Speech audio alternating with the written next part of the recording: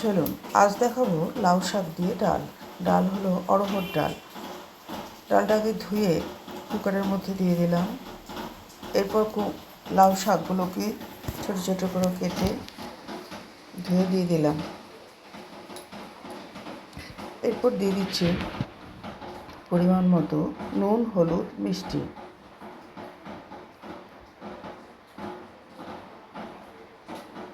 এরপর দিয়ে দিলাম বেশ কিছুটা তেল, কাঁচা তেল।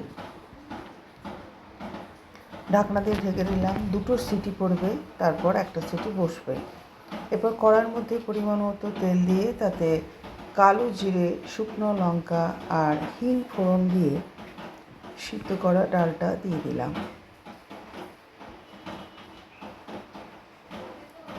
এবার ডাল যখন ফুটে উঠবে ভালো করে এটা জাল দিতে হবে। ডাল যত ফোটে তত সুন্দর স্বাদ আসে। দেখুন এরকম হয়েছে। উপরে যে ফেনাগুলো আছে সেগুলো আমি হাতা দিয়ে সব তুলে দেব। এই যে